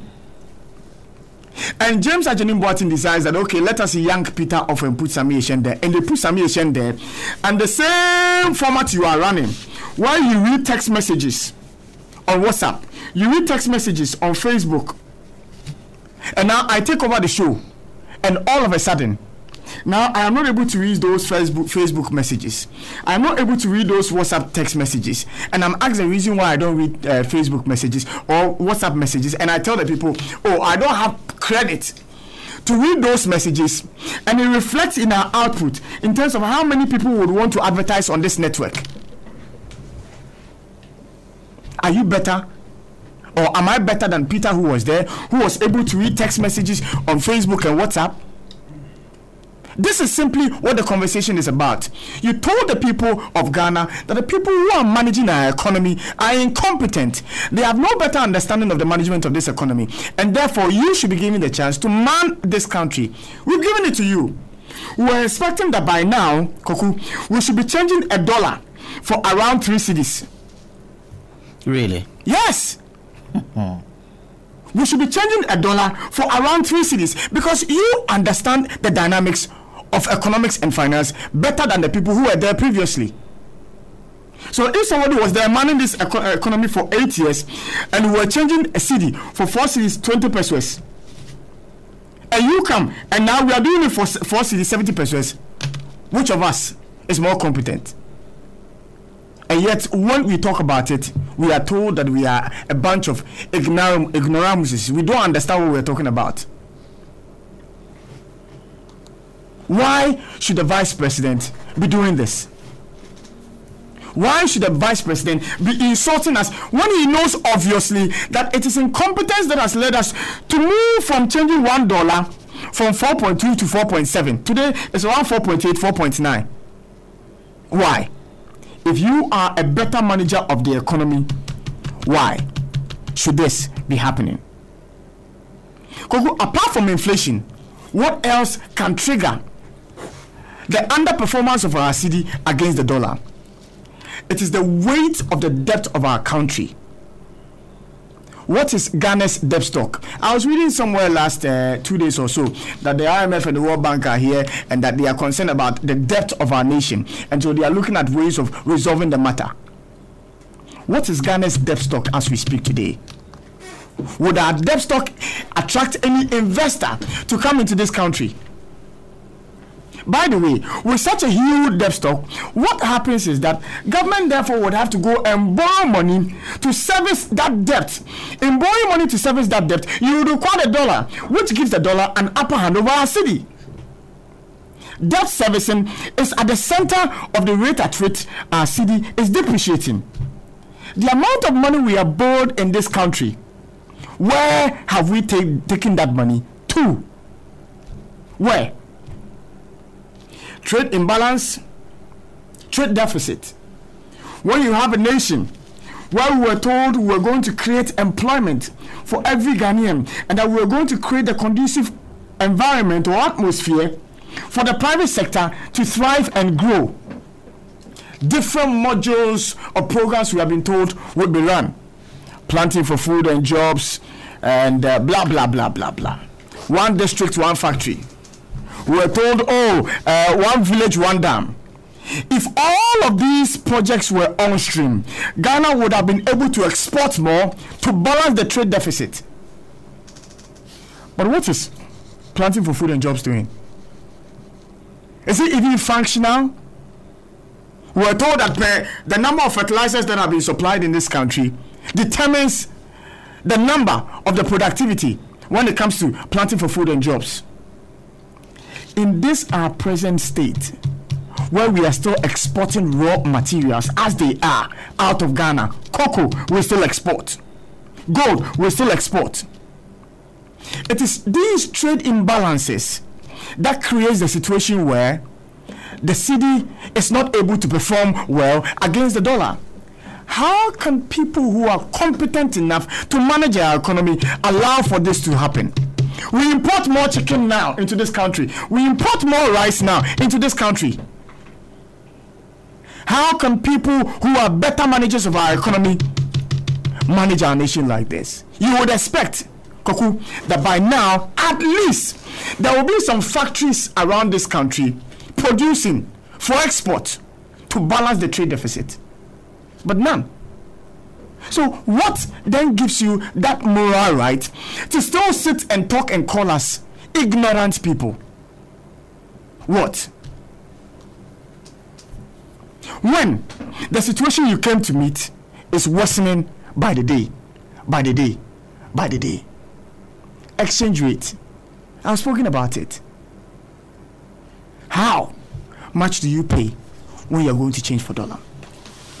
How much? That private businessman, regardless of tax reductions that have been done, there's been some tax reduction. Here there's been some tax reduction. Here there's been tax reduction. If the prices of goods and services go up, automatically inflation is going up. That will work against that tax reduction you did. By the way, is economics not about our pocket? Economics is about my pocket. It's about your pocket. It's about my ability to buy fuel into my car. It's about my ability to sit in the trotro and go to work and make a living. How much do you buy at the pumps fuel when you go to the filling station? The increase in petroleum prices within the short period under this administration, amidst the promises that have been made to Ghanaians that, when we come to man this nation, we'll be better managers when it comes to petroleum prices. Now we are being told, it's a deregulated sector, and so we can't do nothing about it. We were told in this country that the energy sector levy was at the center of the pain we are suffering, and therefore when they come, they are going to remove it. Why is the energy sector levy still there, being a noose around our neck? Now we are being told it has become an instrument to be used to raise money for this country. Why do we do this to ourselves? Just a few weeks ago, Koku, first went up when the GPRTU over a long period had restrained itself from increasing the fares. Fares have gone up. We go to work every day paying huge fares, and yet there is no commensurate increase in wages and salaries. So the same small money you take, that 500, that 800 Ghana cedis, it is that same money you are using to pay for transport to go to your workplace. We were told, and I'm going to say this, that tariffs were going to come down for water and then for electricity. Haven't they come down? The tariffs that came down, I don't know whether you buy electricity. Me, I buy electricity. After the first 2 weeks, when some refund was done for me, it's as if they put some machine on my meter. It runs faster now. I'm being sincere. It runs faster now. By the way, the tariff reduction was supposed to affect water as well. We were told the PURC was going to sit with the Ghana Water Company people to ensure they come out. Why is that one not out? Is it not the case? They are still sitting, perhaps. Why is it not out? Or that one too is not affected? They have not finished negotiation. The situation of robbing Peter to pay Paul must stop. We are being told the media review of the budget. The government is seeking to introduce new taxes. Why? One day, for populism's sake, we are told taxes have been removed. Taxes on FS. How many people in Ghana travel by air? Have been removed. And yet, we are here. There is a ministry for railway. It is there. Every day you see huge cars cutting goods from our ports to wherever it is they are going. The roads get spoiled. They are not fixed. People die on our roads, and no one is concerned about that. And yet, the railway ministry, every day they've got staff, they pay them, they've got a board, they pay them. There's a minister, they pay him. Why do we do this as a country? For the record, economics is not about per capita income, neither is it about GDP. It's about your pocket. What is the situation in your pocket? Me, my pocket no good. And so if you based upon what was going on previously, some 1 year or 2 years ago, and we voted for change, and now my pocket cannot even buy the same tin of milk I was buying 2 years ago, then we have to think twice. Okay. Thank you very much, Samuel. Kwamena Mawena Eshan. Why you mentioning Sami Gadri says, Eshan, cool down. Kingdom Kalechi Kwesi Dachomo says, Sami, you are on fire. I can tell you, private sector is collapsing. That planting for food and jobs was dead on arrival. Now, Lamin Talib Ahmed says, I will advise Samuel Eshan Kwamena to, as from today, be a guest on this program instead of the host. I love your submission, bro. Keep it up. Charles Matekole says, JJ Rollins is a problem of the NDC. Should, and it is hard time. The party took a drastic action against him. Okay, so those are a few of the messages I'm reading from PAP MC GH. Prof. Thank you very much. I think the last reader or caller or one who tested for me needs to. I was just going to make a submission. Peter, prepare to take over the program for Monday because Sami has really the definition for, you just Google economics. It says that it's a branch of knowledge concerned with the production, consumption, and transfer of wealth.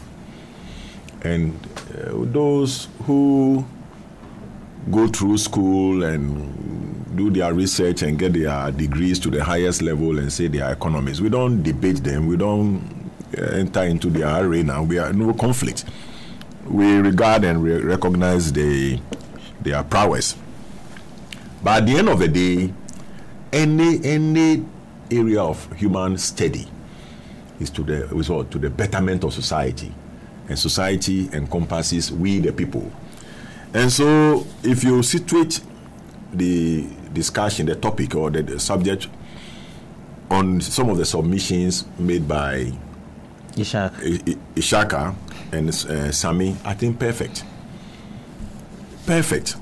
And Sean has made my day, and I was going to say, and thank God the one who sent the test, that from Monday let's appeal to management to increase the visa fee so that he will not transfer. I don't know where you take your seat and where he takes his seat, but you come and collect your salary though. If you want, our management, your cherished listeners will not allow.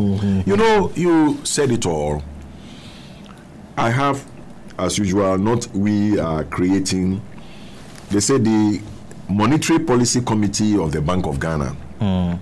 And I'm talking on their last meeting on the 25th of March, said that Ghana's public debt reached 142.5 billion cedis as at December 2017, representing 69.8% of GDP.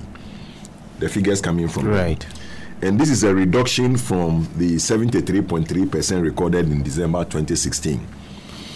And this means that the debt stock has almost hit the dreaded 70% of GDP, a point the International Monetary Fund has constantly cautioned against. So if they are in the country, it's because of what is happening. Yeah.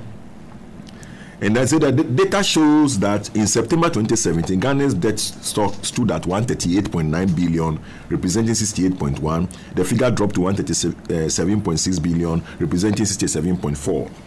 But in November, it went up to where we got to in December. Now, listen, export earning. In the first 2 months of the year, export earnings by February 2018 reached $2.8 billion. Gold gave us about $1 billion, and cocoa $650 million. On the import side, Ghana spent $2.2 billion on imports. If imports would be those that come through Kotoka and Tema and Takrady, but the neighboring land one, I don't know. He said the banking sector had 38.5 billion cedis, and then their total assets stood at 95.1 billion cedis as of January this year. Now, some of the hard facts once again. Peter, and as Ishak said, the former president's tweet is just like to tell you, oh, this is what you said.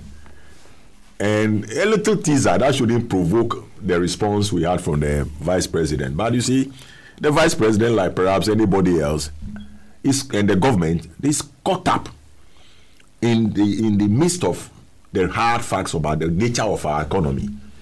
And if we want to get out of the doldrums, there must be a thorough, dispassionate appraisal of where we are. And when Sami was making the point, I don't know whether he hit it hard or people took it for granted, but look at it.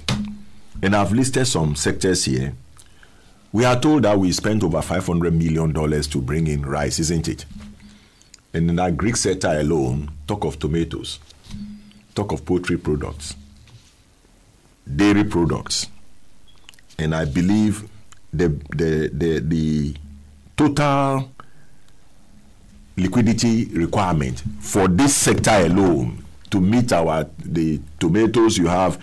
Some even are packed in Ghana name, which we don't want to mention on air, but they are packed in China. Our mackerel or tinapa, or we call it, all the sardines you see, local names, I don't think any is produced here.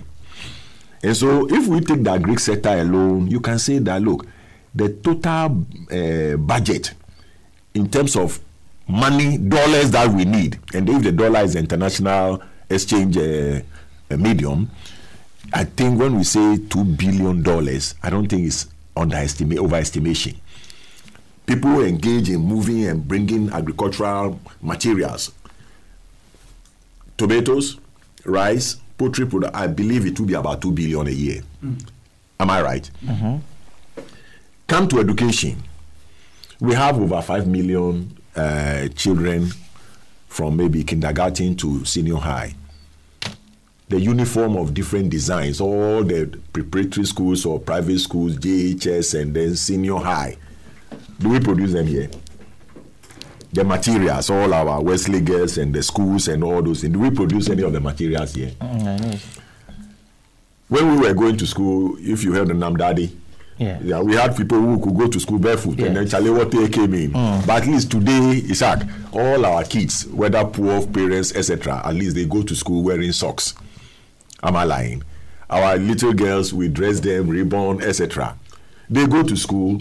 Look, I don't know how long this pen has lasted in your pocket. I believe even adults like us, a pen, I may leave it, and at least a pen a week. But the kids, I don't think they use one pen will last a week for the kids. They come, the pen is lost. Pencil is lost. As for mindset, at the end of examination, protractor is gone. That's the end of the mindset. Yeah.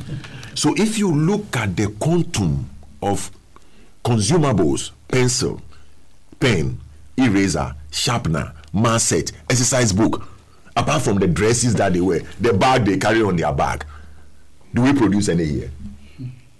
So And apart from infrastructure, that would then move into the housing sector or the fiscal development. Do we have any here? Then come to health. We built hospitals, etc., consumables, surgical materials, medication or drugs. Anything that we use in our health sector, how much of it do we produce here? Then the transport sector, vehicles, that's how we move. Rail system, gone. Water transport, limited, because our Volta Lake itself is already sedimented. Look at the number of vehicles that we say we have on our roads. And a guy told me that, hey, we are already, 2 months ago, we are already in March. And if you look at the vehicle registered in Accra alone, they've crossed almost over 6,000. And day in, day out, we are bringing new vehicles. If you look at the total... I registered my brother's car in February. But we got 9,700. Looks like wow. You see? That was February. So... look at the and then come to, maybe we don't have the technology to produce, but I will come to that. And look at the amount of dollars or money that we use in making that our transport sector works. And without this, we are totally grounded. Articulators crisscrossing, Bolga, Bokuwa, everywhere, Azim, all the way, and cutting even our cocoa and gold to the ports. The transport sector. And then pick your car. Ishak, fan belt, your bulb, your fuse. You want with this rough road, wherever we live, with the poor shocks, shock absorber, your tie rod, your suspension itself, shocks, spring. All these things, do we produce any here?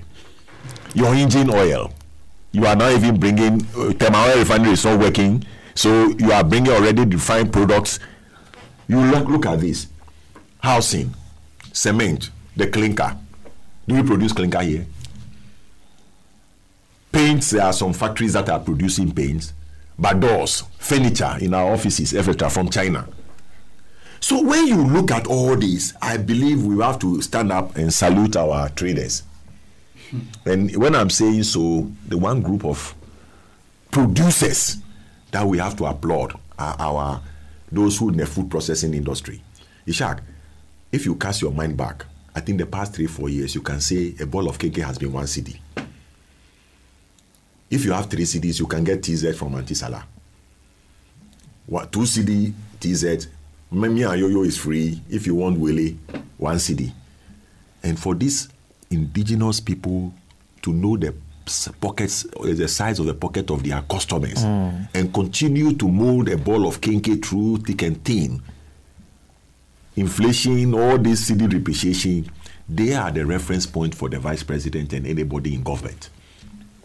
Now, I've mentioned all this. If I even put it, look at our debt stock, and we are taking bonds. So we are condemning our future children, and those of us, your younger generation, that is your responsibility. When you bury us, that's your responsibility. These are the real facts. Now you say this and you say, oh, but in the globalization, but now position yourself. Not too long ago, we produced trucks here, Mazda, cars of different size. Mazda 323, 626, 923. If you want the Porsche type to be chauffeur driven, you could buy it. Hino trucks, Marco Polo buses by Mazda, Makofi, new plan Willowbrook at where now is Perez Dome, new plan in Kumasi. You understand? We produce Peugeot here, we produce Datsun, Nissan. We assemble all these vehicles here, and I say I have a cousin, Kwate. He worked with Makofi. They brought down the knockdown parts, chassis, etc. But they even the skill that they could wire a car from the dashboard to the tail, because they assemble everything here. You didn't have second-hand market. So in the auto industry alone, you could say that if we spend even $2 billion, at least we retain part of the business cycle, about 500 million. That is 1/4 in Ghana. Then come to health. Surgical material. We have a factory in Koforidua. They are producing surgical materials lint, gloves, etc. in Ghana. Footwear, textiles, industrial area. What didn't we produce here? So with global economy all the same, you import, and that was even during the control exchange regime. And the cedi was fixed at a rate. It came to 2.75 before 1981. But as we're talking now, we say we have a liberalized financial regime. Fine. Mm-hmm. At the time, the vice president was the deputy governor, and he led the crusade, or he led the team to demonetize or whatever. We changed this thing from cedi to Ghana cedi. It was the same, but the value was the same. Even the cedi rated higher. Yeah, July 2007, when the use of the new currency fully came into effect, because it was running side by side for a year. It was 90 pesos to $1. As at June 20th, the quoted figures was $1 to 4 cedi 78 pesos. And it, despite propping by Bank of Ghana, the fiscal policy for a committee trying to show the dollar or the cedi, it will forever go up once we maintain our taste, and governments cannot really be bold to ensure a paradigm shift. And so these are items that we produce in Ghana. If we want to even talk about them, it's very sad spectacle. And those of us who lived through it and we saw it, you will quiver that, this country, where are we heading to? What didn't we produce here? We all use electric bulbs. Do we produce electric bulbs in this country? Thanks to the few car factories that are producing electrical cables, we don't produce electric bulbs. The people go to China and bring buttons, and that is a big business, and they are in big business. We don't produce buttons here. Toothpick, do we produce toothpick here? And I'm saying that the challenge to anybody managing the economy, and I challenge that fellow that, look, you have 5 million children in school and they use pencil, etc. Go to Kanshi right now, and you can go and buy a pack of pencil. If you break it into a single pencil, it will be 35 pesos. Or walk into a shop, which I wouldn't mention. This pen, I bought it 50 pesos. This pen. Can anybody, with the current input climate or input variables, can government ensure that anybody can produce pencil and sell pencil at 35 pesos? Or even this pen, 1 cedi made in Ghana, printed boldly, so that we all go and buy whiteboard marker from China. So the issue is not about president said this and somebody is irked and then he's coming to respond. As you said, it was a lie tweet. And we will be happy if by the end of the term of this current government, we see the one factory, one constituency, one factory. Is that right? What's the one factory? If it can be done, hooray. If it can be done, hooray. Because that is what creates the job. Today, thanks to religion, perhaps, religion has provided a cooling, soothing, though it's a divine thing, you don't need to tackle. If it were not religion, Peter, you will see people walking naked with due respect and sensitivity to the people. Because there's nothing doing. Have we ever not been religious? Is it today that we are religious? There's nothing doing. And when all fails, you have to put your hope and faith on God, obviously. And that is a must. But it's a reflection. Churches springing up everywhere. Though the Christ said that where 2 or 3 people gather, he's there, the church can be established. But it's now become even business. And I always say, when I even express my bitterness or concern, I water it down to say that, but for that, if we were to rely on the political establishment to give us hope, by now we will be tearing ourselves into pieces.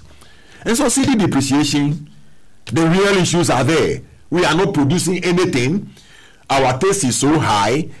And what should tell any government whether it's doing well? Peter, a liter of fuel is how much? A liter of fuel is just like 2 of these. And even Picanto, 1 liter fuel cannot do anything. But you know how much a liter of fuel is selling? $1. Where else? Which economy is this? 1 liter fuel for $1.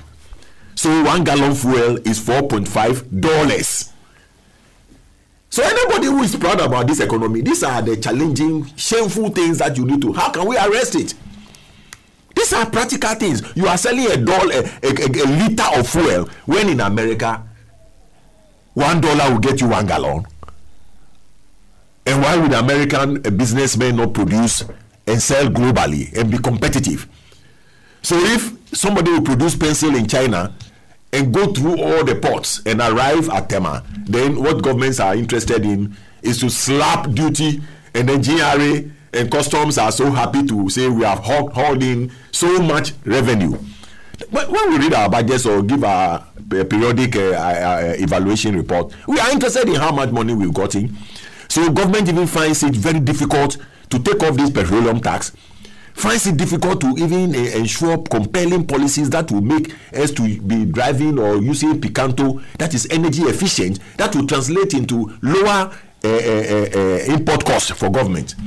It is about how to rake in money, bring anything against environmental regulations. You are bringing in CFC, the second-hand fridges all over, because all that government wants is to rake in money and run this economy like a colony. Colonial people, and they come and take money away and dole out a little to us. That's the way we're running our economy. You understand? So these are the hard facts. And perhaps thanks to President Mahama for provoking this, and then thanks to the Vice President for providing a real subject matter for discussion, and thanks to Radio Gold for bringing this matter. And we shall visit it again. Thank you very much, Professor Ninoy Douna. Is okay? Yeah. Just a minute. Our time is up, so we might not be able to take a lot anymore. Reference to our capacity as a people to do things on our own. You see the vehicle that our presidents ride in during anniversary days. It's an uncle of mine who actually built that vehicle, that open top vehicle. I see. He built it right here at Alhaji. Wonderful. He's still there. Wonderful. You understand? Wonderful. And these are the kind of people we need to be supporting. Because when they brought in that particular, he's the one who fitted in the staircase, remote control staircase. He built it right here in Ghana. Wonderful. With his expertise. He's a Ghanaian. I'm not sure he even completed junior high school. He has not completed junior high school, and he has that stock of knowledge to be able to do these kinds of things. So you can imagine, if given the necessary support, the kinds of things that he can assemble or produce that will reduce the amount of things that we may import as far as that particular sphere is concerned. Right. Thank you. You wanted to make. I wanted to make a point. You know, Prof was talking about how our industries are faring, and the fact that little things, we import them into this country. Just this week, I met a businessman. He has brought in a number of trucks, which, when utilized, will create employment opportunities for drivers, for mechanics, for the companies, whatever they are going to cut and employ people. The company is looking for a waiver in terms of scheduled terms of payment to bring these into the country. It is proving difficult. But we are in this country where there is an approval for over $250 million waiver for a mining company in this country, with the expectation that the company is going to make some 800 million and government is going to enjoy something. When all the money that will be made after mining, over the years they've been mining, how much of it has come to us as Ghana? But what is the essence of operating a liberal economy if you cannot protect your own industries? Some little bit of protectionism happens across the world. The US does it, China does it, other countries do it. Our poultry farmers, sometimes I so pity them. Why are they not being protected? Koku, the kind of chicken you and I will consume, it's only God who protects us. But I'll pause here. Maybe another time you host and I'll sit here and I may get the opportunity to talk again. Kwame, thank you very much for your submission. I hope that in the course of the week, as much as I have given you enough time to be able to... It's the format of the program. It's the format of the program that has allowed me to speak. You will give me time. No. It's the format of the program that has allowed me to speak. When we come to the morning show, it's not the same. Who is in charge? Yes, it's not the same format. So don't ambush me on the show like this. What is back? Musa Abdullah says, Professor Douna, good to see you. Bring the facts out. Lamin Talib Ahmed says, I really find it difficult to understand our Vice President Baumia on his attitude towards the people who criticize him, and what he wants upon a time was his own words. It's quite embarrassing. Atiogbe Anthony Kobla says, wishing my great NDC successful constituency elections. May we take into serious account what a humble, gentle, development-minded president told us. Let's go to the polls with free, fair, and incident-free elections, so that after all, it's the great NDC that becomes the winner. Stephen Atto writes and says, good morning, Peter. The overall analysis on the performance of our economy is, we exchanging the dollar today better than we were in 2016? Are we buying fuel lower than we were buying in 2016? Are we paying lesser fares than we were in 2016? Is our debt stock lower than we had in 2016? Are we paying lesser electricity bills than we were in 2016?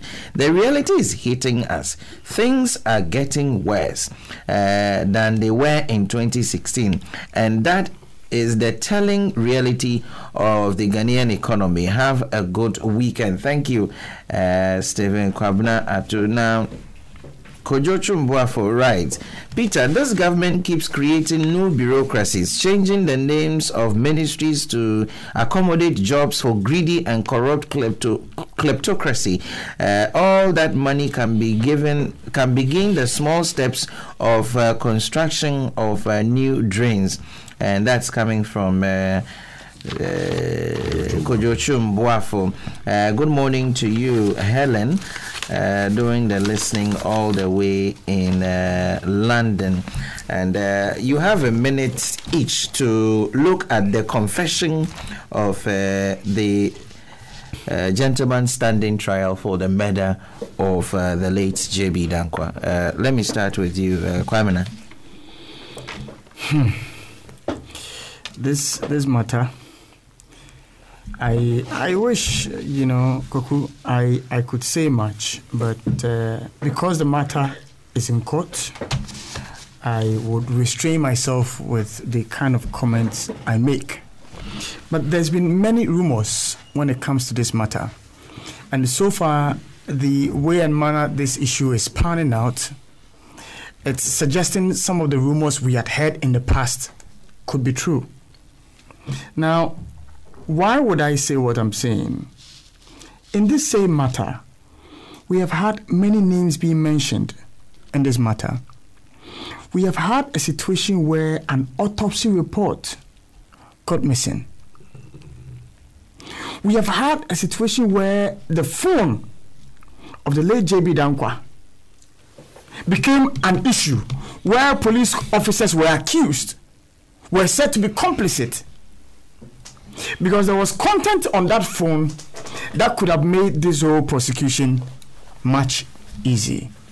Where is that phone when the person who had that phone is in custody? Where is the phone? There are allegations of people who knew that place automatically after the story had come out had become a crime scene, and yet went there. People tampered with evidence. And now this young chap comes out to say the people who committed this gruesome murder are members of the NPP. For me, It's really shocking, especially when every effort was made to make this look like it was another party that had done so. I will wait for issues to unfold. Okay. I have heard people say that, oh, the guy might be mentally unstable and blah, blah, blah. I have heard a senior psychiatrist say the gentleman is mentally sound. I have heard a lawyer who supposedly is defending this guy speak on another network, making some allegations about the sanity of the gentleman.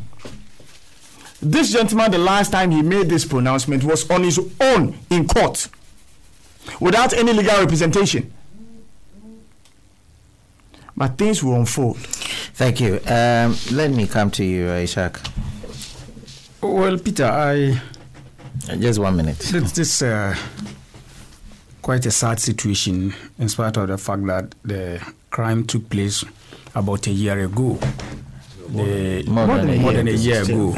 I think that any recap of it actually would as it were, elicit some form of grief from the family, both nuclear and extended. But all the same, it's a matter of national concern now, because this was a member of parliament, and the manner of his death requires that we, as it were, find a logical conclusion to the reason for which the matter is in court, and somebody is standing trial, and the fellow has come to make a confession that the people who contracted him to engage in that gruesome murder are actually members of the NPP, and he was prepared, as it were, to lay it bare and mention names of those who were involved.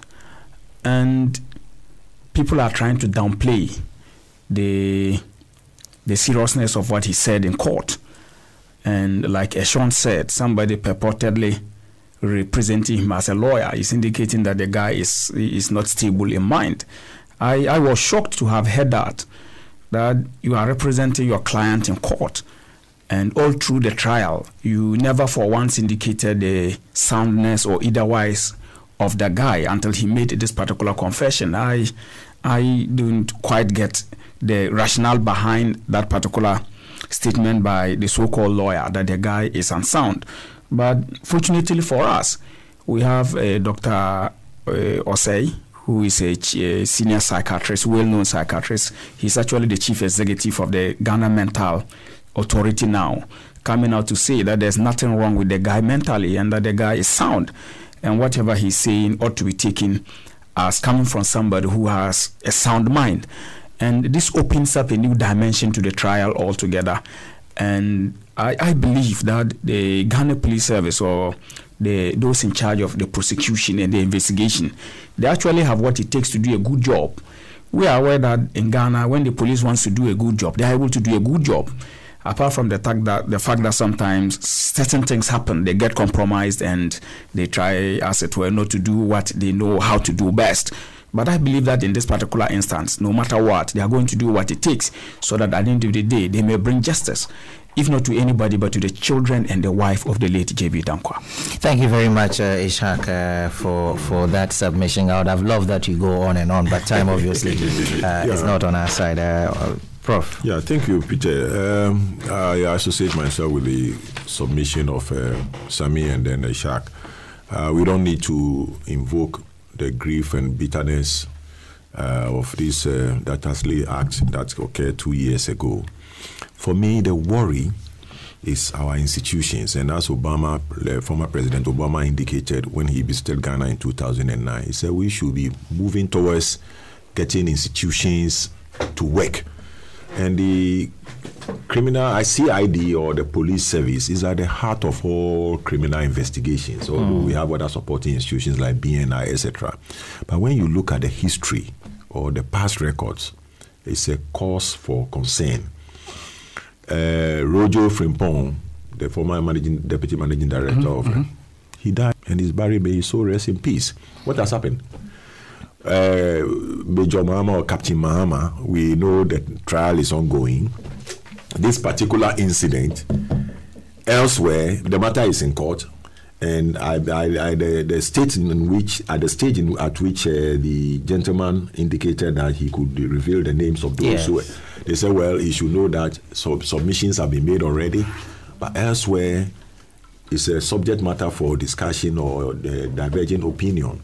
Should the matter be reinvestigated? I don't know how it pans out technically, but it's a if we want to really get justice properly administered, these are issues that technical or legal experts should actually discuss.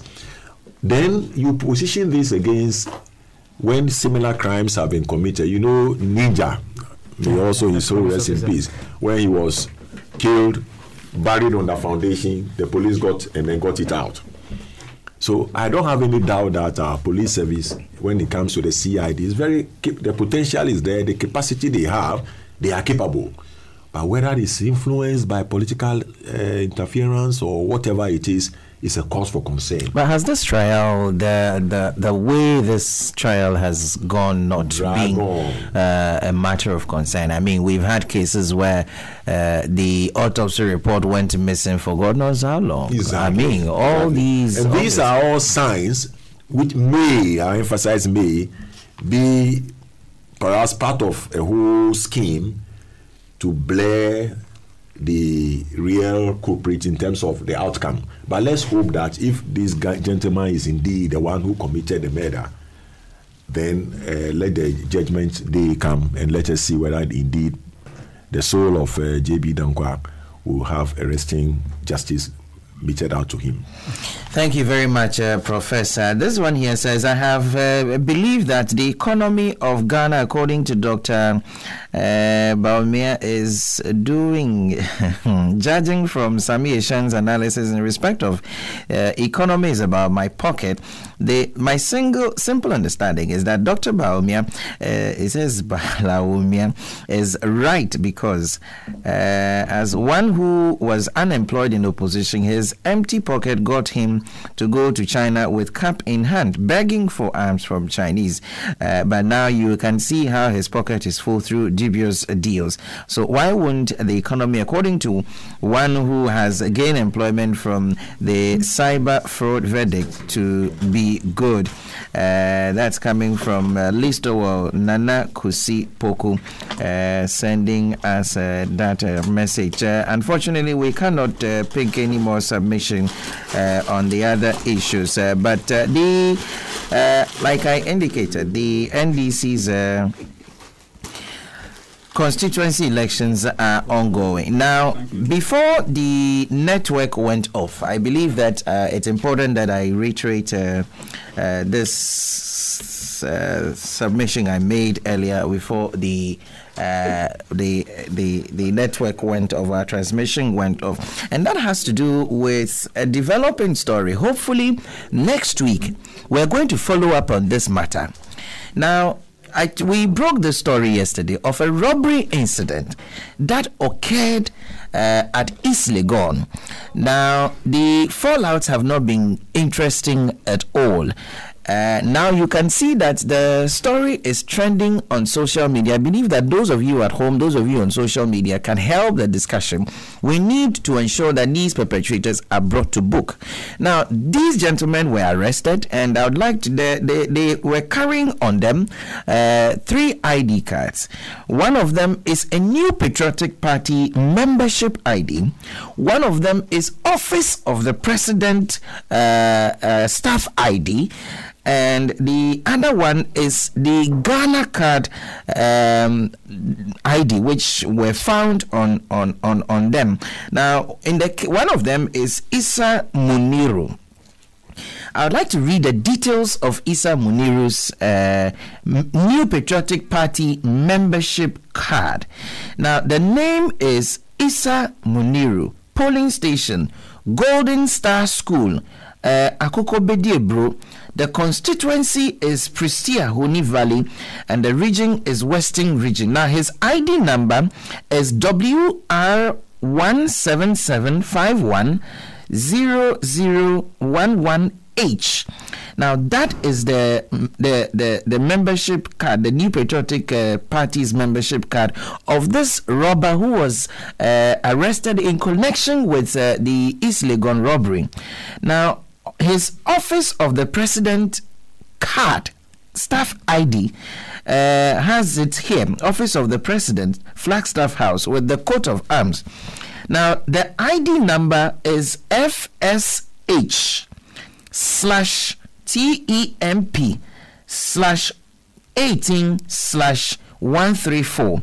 The ID number is FSH is Flagstaff House /TEMP, which is temporary, /18/134, and the unit is operations, and it's he's supposed to be one of the president's security detail who was arrested in connection with the East Legon robbery. Now, the Ghana card, I have already indicated that it is not quite clear, so I cannot read that of the Ghana card. But these were ID cards found on one of the robbers arrested in connection with the East Legon robbery. Now, next week, I've told you that we're going to follow up on this matter.